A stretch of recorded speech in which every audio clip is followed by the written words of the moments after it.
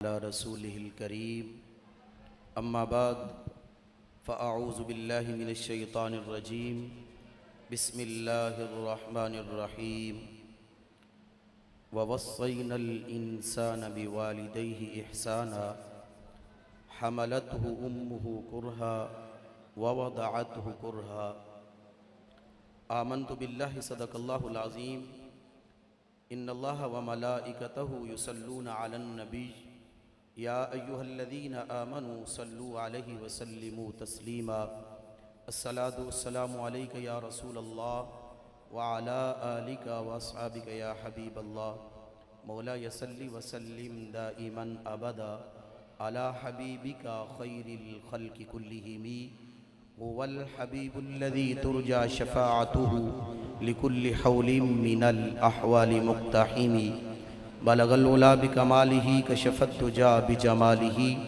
حسنت جميع خصاله صلوا عليه وآله لي خمسة أطفي بها حر الوباء الحاتمة المصطفى والمرتضى وابناهما والفاطمہ۔ اللہ رب العزت کی حمد و ثنا کے بعد حضور پر نور شافع یوم النشور علیہ السلام کی بارگاہ میں ہدیہ درود و سلام عرض کرنے کے بعد نہایت ہی واجب الاحترام سٹیج کی زینت علماء ذیشان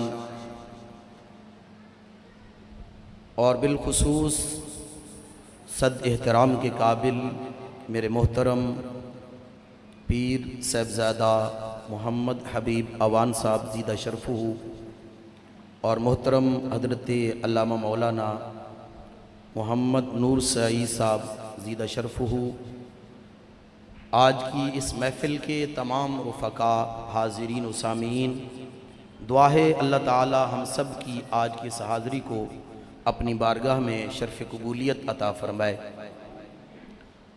آج ہم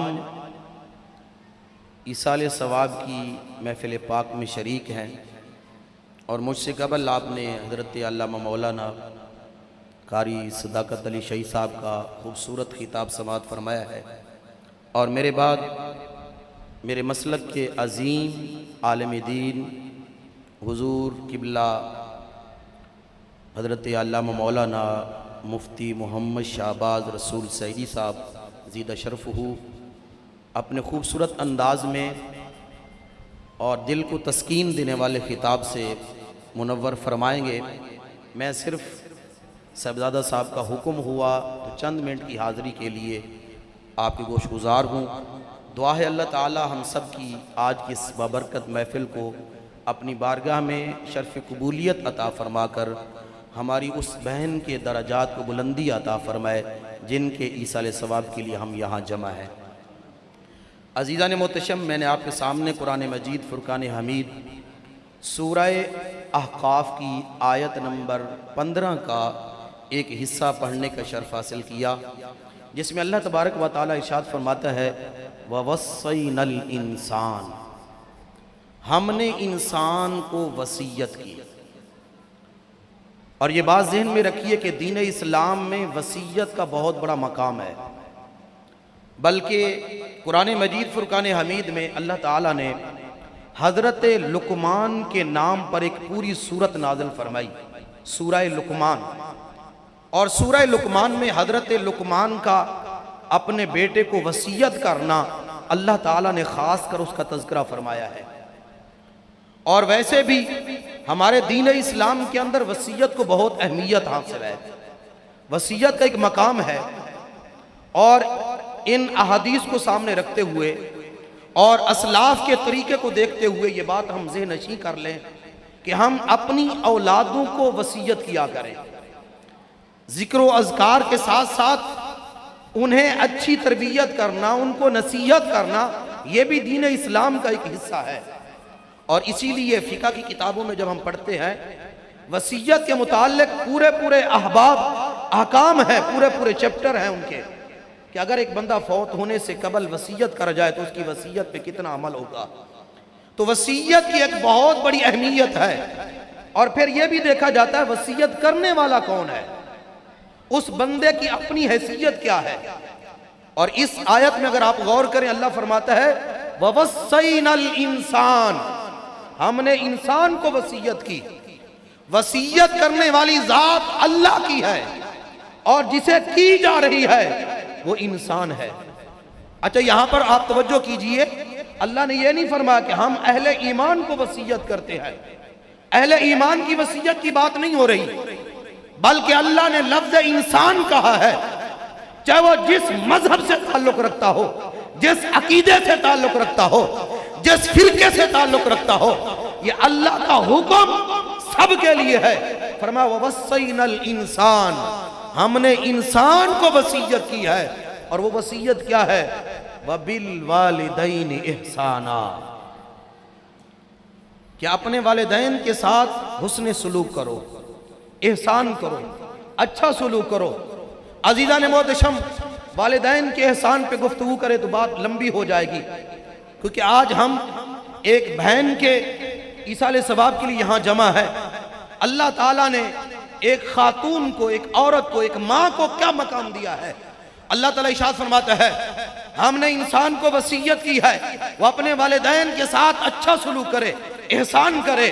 اور اس کا تذکرہ اس سے قبل سورہ بنی اسرائیل میں اللہ نے تفصیل کے ساتھ بیان فرمایا. اما یبلغن عندک الکبر احدہما او کلاہما فلا تقل لہما اف ولا تنہرہما وقل لہما قولا کریما واخفض لہما جناح الذل من الرحمہ وقل رب ارحمہما کما ربیانی صغیرا. یہ پوری ترتیب اللہ نے بیان کر دی کہ والدین کے ساتھ احسان کرنے کا طریقہ یہ ہے. لیکن جو سورہ احقاف میں اللہ نے بیان فرمایا ہے، فرمایا والدین کے ساتھ حسن سلوک کرو. اور پھر آگے اللہ تعالیٰ نے تخصیص کے ساتھ ماں کا تذکرہ فرمایا، ماں کا ذکر فرمایا. فرمایا حملتہ امہ کرہا، فرمایا والدین کے ساتھ تم نے احسان کرنا کیوں ہے؟ علت کیا ہے؟ وجہ کیا ہے؟ کیوں رب تعالیٰ حکم دے رہا ہے کہ ماں باپ کے ساتھ احسان کرو؟ اور اس آیت میں بالخصوص ماں کا ذکر کر کے فرمایا انسان تو کیا سمجھتا ہے؟ تو ایسے دنیا میں آ گیا ہے، تو ایسے پروان چڑھ گیا ہے، آج کڑیل جوان بن گیا ہے، آج تیری شہرت، تیری عزت، تیرا وقار، تیرا منصب، تیرے پاس دولت، یہ سب کچھ ہے، یہ کیسے بن گیا ہے؟ کیسے آ گیا ہے؟ تو اپنی حقیقت کو تو دیکھ. فرمایا والدین کے ساتھ احسان کرنے کا حکم اس لیے دیا جا رہا ہے، یہ تمہیں وصیت اس وجہ سے کی جا رہی ہے.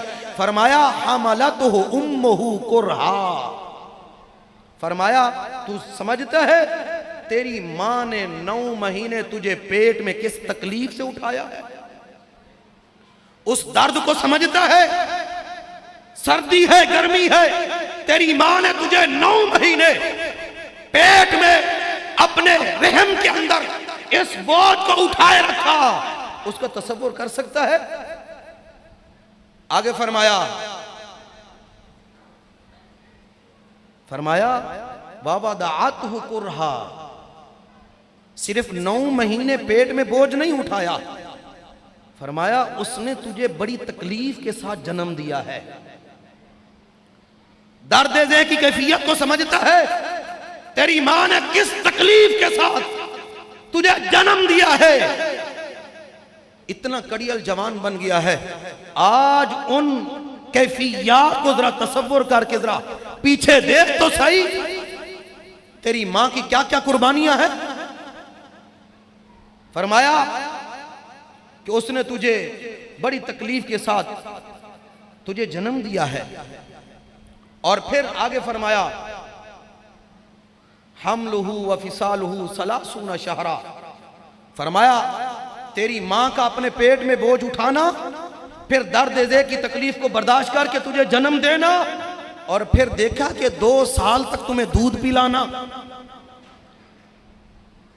والوالدات یرضعن اولادہن حولین کاملین، فرمایا 2 سال تک دودھ پلانا، اس تکلیف کو، اس پریشانی کو، اس محنت و مشقت کو تو سمجھتا ہے؟ اور میرے آقا کریم صلی اللہ علیہ وسلم نے ارشاد فرمایا ماں کا اپنے بچے کو دودھ پلانا، فرمایا ایک دودھ کا قطرہ جب بچے کے منہ میں جاتا ہے اللہ تعالیٰ اس خاتون کو ایک جان زندہ کرنے کا ثواب عطا فرماتا ہے۔ ایک جان، ایک ایک قطرے پہ اس کو ثواب ملتا ہے۔ اور میرے آقا کریم صلی اللہ علیہ وسلم نے ارشاد فرمایا یہ جو بعض ذہن میں رکھی حدیث مبارکہ میں آتا ہے کہ ایک صحابی نے حضور کی بارگاہ میں عرض کیا، حضور سب سے زیادہ میرے ماں باپ میں سے کون زیادہ حقدار ہے؟ فرمایا تیری ماں ہے۔ اس نے عرض کیا حضور پھر؟ فرمایا تیری ماں ہے۔ اس نے عرض کیا حضور پھر؟ فرمایا تیری ماں ہے۔ چوتھی مرتبہ کہا تیرا باپ ہے۔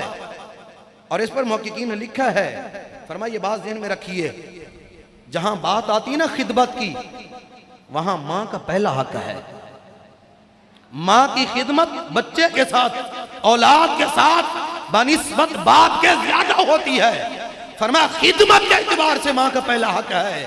ہاں یہ بھی فقہاء کرام فرماتے ہیں جہاں بات آ جائے تابعداری کی، فرما برداری کی، کہنا ماننے کی، فرما پھر باپ کا پہلا نمبر ہوتا ہے۔ اطاعت و فرما برداری باپ کی جائے گی، لیکن خدمت کا زیادہ حق ماں کا ہوتا ہے۔ فرمایا کیوں؟ ماں خدمت زیادہ کرتی ہے۔ انسان چھوٹا سا ہوتا ہے، لقمہ اٹھا کر منہ میں نہیں ڈال سکتا، کروٹ نہیں بدل سکتا، چل پھر نہیں سکتا۔ ماں اس کی تکلیف کو بھی جانتی ہے، اس کی بھوک کو بھی سمجھتی ہے، اس کے درد کو بھی سمجھتی ہے۔ فرمایا اس کی ہر طرح کا خیال رکھتی ہے، پورا خدمت کرتی ہے، اور پھر 2 سال دودھ بھی پلاتی ہے۔ فرمایا یہ ساری اس کی خدمت اتنا بڑا صلہ ہے، اتنا بڑا انعام ہے۔ فرمایا اس کی وہ محبت، وہ شفقت، وہ رحمت اور کوئی نہیں کر سکتا۔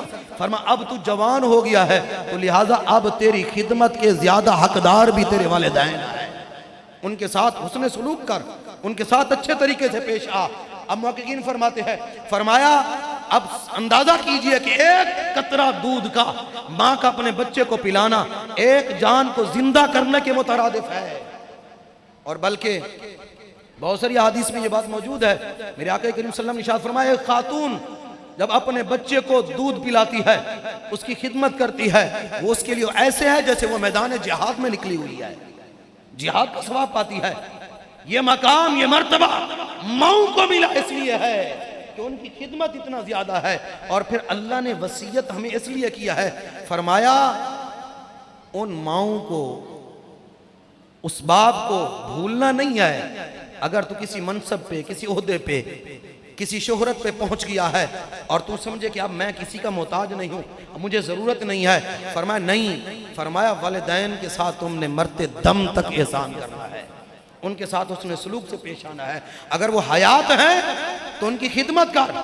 اور اسی لیے میرے آقا کریم صلی اللہ علیہ وسلم نے اس بندے کے لیے دعائے ضرر فرمائی ہے۔ حالانکہ آقا کریم کی سیرت میں یہ نہیں ہے کہ حضور کسی کے لیے دعائے ضرر فرمائے، چند مواقع ہیں جن کے لیے حضور نے دعائے ضرر فرمائی تھی، ورنہ حضور تو رحمت للعالمین ہے۔ وادی طیب میں پتھر مارنے والوں کے لیے بھی حضور دعائیں فرماتے ہیں۔ حضور دعائے ضرر نہیں فرماتے تھے، لیکن اس شخص کے لیے حضور نے فرمایا وہ بندہ ہلاک ہو جائے جس کے ماں باپ زندہ ہوں اور ان کی خدمت کر کے جنت نہ لے سکے۔ ماں باپ حیات ہیں، ان کی خدمت کر کے جنت نہیں لے سکتا۔ اور ایسے نہیں فرمایا گیا کہ جنت ماں کے قدموں کے نیچے ہے۔ مطلب کیا ہے؟ ارے ماں باپ کی خدمت کرو، اس کے صلے میں اللہ تمہیں جنت عطا فرمائے گا۔ اگر ماں باپ حیات ہیں، خدا کی قسم انہیں بے یار و مددگار مت چھوڑیے، ان کو تنہا مت چھوڑیے۔ میرے آقا کریم صلی اللہ علیہ وسلم امام الانبیاء، امام الرسل، اتنے بڑے منصب پر، اتنے بڑے عہدے پر فائز ہونے کے بعد حضور صحابہ کے جمع غفیر میں اعلان فرماتے ہیں، فرمایا میرے صحابہ کاش کہ آج میرے والدین میں سے کوئی ایک یا میری والدہ زندہ ہوتی، یہ میرا منصب دیکھتے، میرا عہدہ دیکھتے۔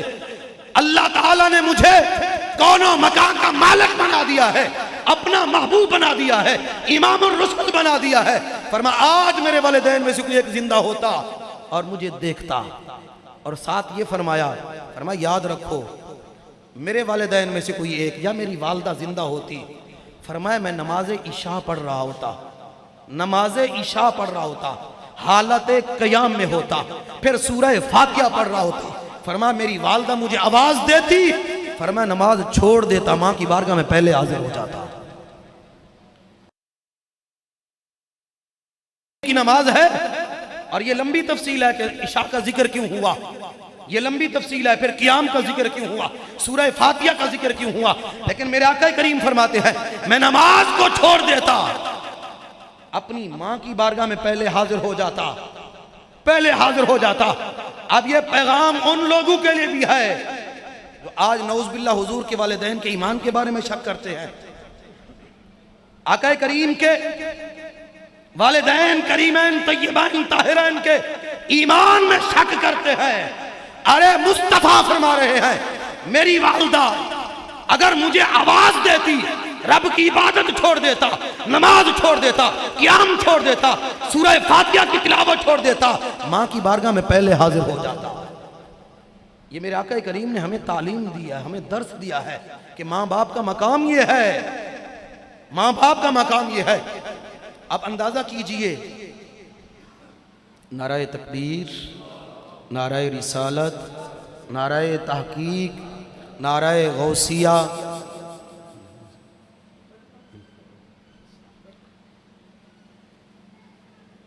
عزیزان محتشم، یہ ماں کا مقام ہے، یہ والد کا مقام ہے۔ پیارے آقا کریم صلی اللہ علیہ وسلم ارشاد فرما رہے ہیں میں نماز چھوڑ دیتا، علماء کرام تشریف فرما ہے، شرعی مسئلہ ہے، شرعی مسئلہ ہے، اگر کوئی نماز پڑھ رہا ہو نا آقا کریم اپنی جلوہ گری کرے۔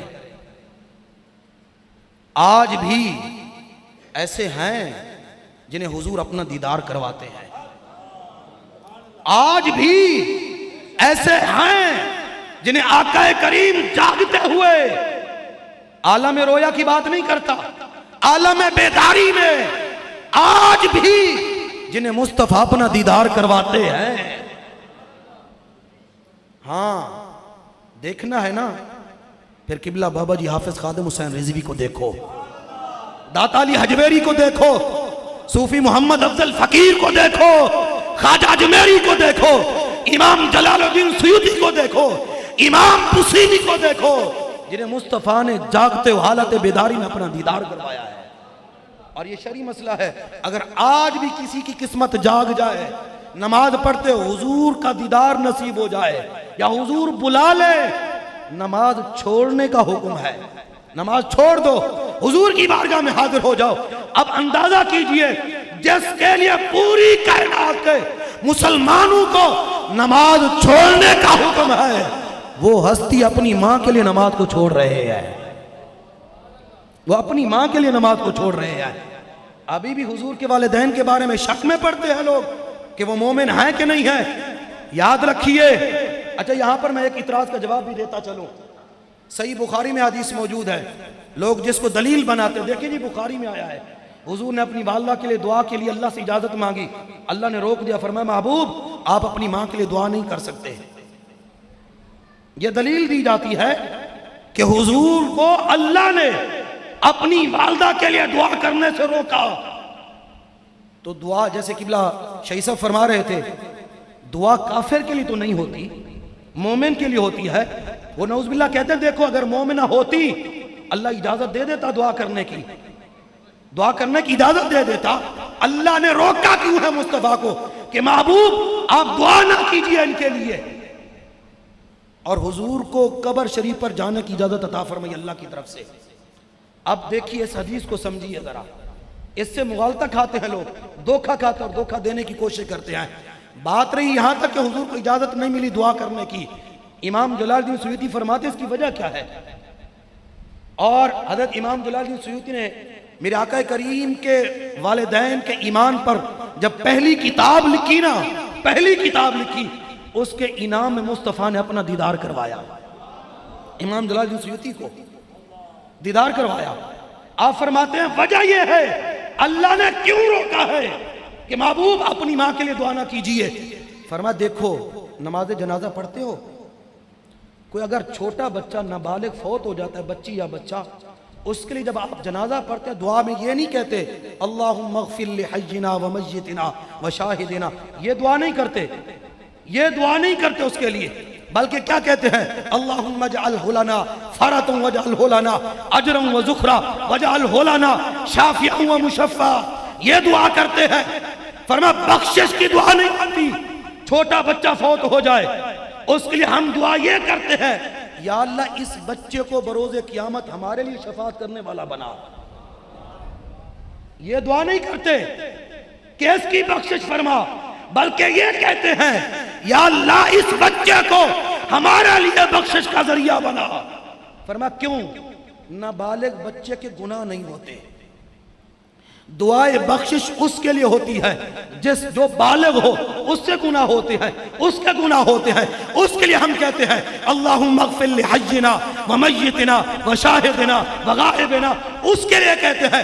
فرما اسی لیے اللہ نے محبوب کو فرما محبوب دعا نہ کرے، وہ یہ نہ سوچے کہ حضور کی ماں سے کچھ جرم ہوا تھا دعا ہو رہی ہے، حضور کی ماں سے کوئی گناہ ہوا دعا ہو رہی ہے. محبوب دعا نہ کرے بخشش کی، بلکہ بتائے میری ماں وہ ہے، اللہ نے میری ماں کو جنت کا اعلیٰ مقام عطا فرما دیا ہے. ان پر کوئی گناہ ہے ہی نہیں ہے، ان پر کوئی گناہ ہی نہیں ہے. گناہ ہوتا تو بخشش کی دعا ہوتی، بلکہ اللہ نے تو ان کو پہلے ہی جنت عطا فرمائی ہے. عزیزان محتشم آپ تصور کیجئے، قاضی عیاض رحمت اللہ تعالی فرماتے ہیں، فرمایا جس مٹی کے ساتھ جس میں مصطفیٰ لگ جائے وہ مٹی عرش اعظم سے افضل ہو جاتی ہے.